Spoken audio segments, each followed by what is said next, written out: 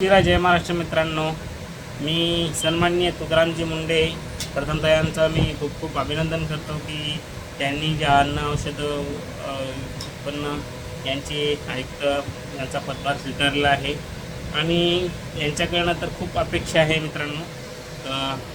मला एक कळत नाही की एवढ्या वर्ष एवढे दिवस जे आपल्या राज्यात असो देशामध्ये असो एवढं प्रत्येक गोष्टीत केमिकलयुक्त अन्न असो दूध असो काही असो याच्यामध्ये एवढा भ्रष्टाचार चालू आहे.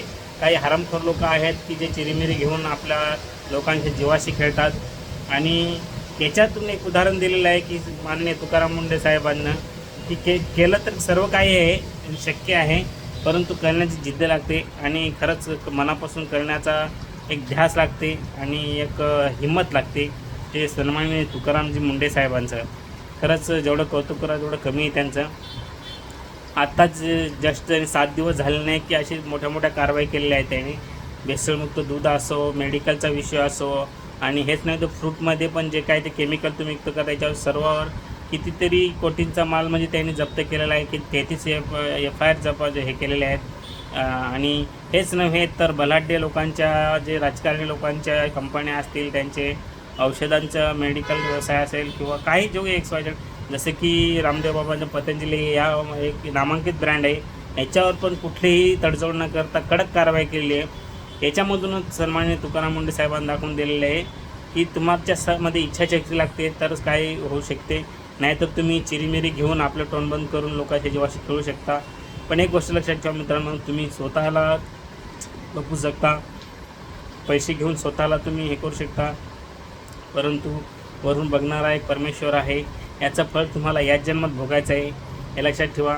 आदरणीय मी खरंच तुकाराम मुंडे साहेबांचं जेवढं कौतुक करा तेवढं खरंच कमी आहे. यांची मला वाटते आता इथे 25 का 26वी बदली 24 का 25वी बदली होऊन इथं आलेले आहेत. यांना फक्त एवढं इमानदारी काम करून एवढं चांगल्या प्रकारे काम करून यांना फक्त काय राज्य शासनाने तर बदल्या दिलेल्या आहेत. माझे पण देवेंद्र फडणवीस साहेब यांना मुख्यमंत्री आणि प्रशासनाला विनंती आहे, अशा लोकांची खूप गरज आहे. तुम्हाला काय पैसा कमवायचा कमवा, तुम्हाला काय राजकारण करायचं ते करा, पण असे लोक चांगल्या याच्यामध्ये असणं खूप गरजेचं आहे.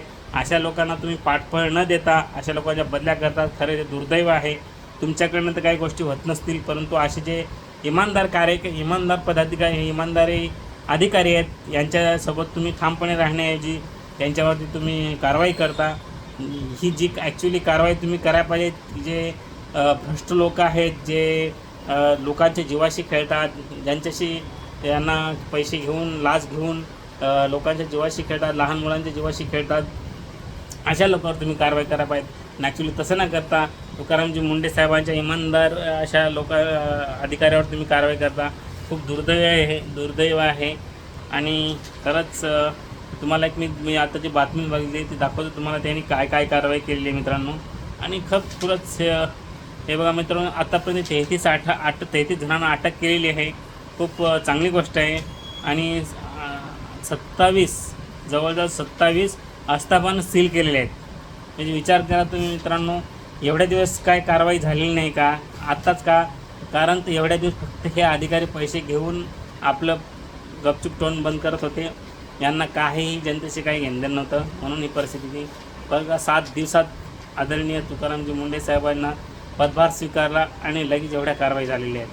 तुम्हाला मी अजून सांगतो मित्रांनो, 25 FIR झालेले आहेत, 25 जवळजवळ, आणि कोट्यावधीचा माल जप्त झाला आहे. विचार करा, म्हणजे तुम्ही केलं ना, खरंच खूप इमानदारी लागते आणि जिद्द लागते. याने कोणाला न घाबरता आतापर्यंत जे काय तुम्ही यांचा पार्श्वभूमी बघता, यांचा एक काल बघता, तर कार्यकाल बघत असता तुम्ही, तर खरंच तुम्हाला बघत असाल तुम्ही जिकडे तिकडे न्यूजपेपरमध्ये यांना फक्त बदल्या भेटलेल्या आहेत. आणि यांची इमानदारीने आणि जिद्दीने चिकाटीने आणि जनतेच्या हितासाठी काम केलेले आहे आतापर्यंत यांनी. खरंच तुकाराम मुंडे साहेबांना एकदा तरी CM किंवा PM बनवायला पाहिजेत. आणि जसं ते नायक पिक्चरमध्ये अनिल कपूर यांनी केलेले आहेत तशीच धडक कारवाई होईल, मला ते खूप अपेक्षा आहे आणि 100%च होईल. त्याच्यानंतर बघा, गुटखा आणि पान मसाला, भेसळयुक्त दूध, तूप, केमिकल पिकवलेले आंबे आणि अस्वच्छ खाद्य उत्पादन युनिट्स, बनावट अवैध औषध, भ्रामक औषध जाहिराती, याच्यामध्ये बऱ्याचशा कारवाई केलेल्या आहेत. ठाणेमध्ये मित्रांनो वाचून दाखवतो तुम्हाला मी. ठाणेमध्ये गुटखा, पान मसाला, तेल, तूप, नूडल्स इत्यादी कारवाई 6 जण अटक केले आहेत. विचार करा तुम्ही.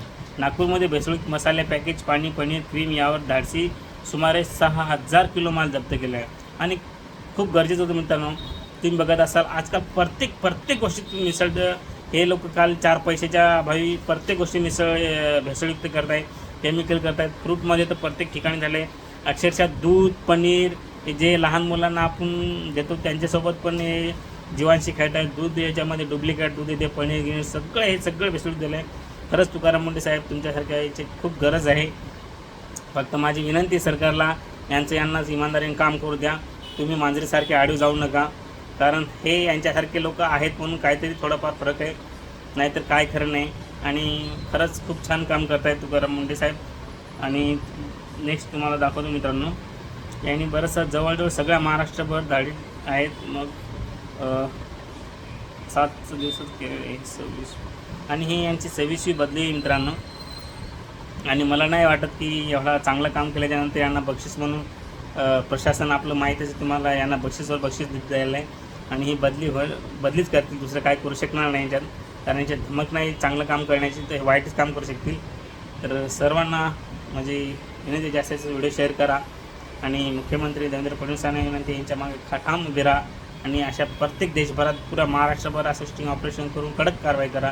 तरच तुम्ही लोकांच्या जीव असे खेळू शकणार नाहीत हे लोक. आणि पैसे घेऊन, चिरीमिरी घेऊन अधिकाऱ्यांना पण विनंती आहे, तुम्ही लोकांच्या जीवाशी खेळू नका. पैसा हा कायमचा राहत नाही सोबत, माणसाचं शरीर ही संपत्ती आहे. तर चला मित्रांनो, काळजी घ्या. जय महाराष्ट्र, जय हिंद, जय देश.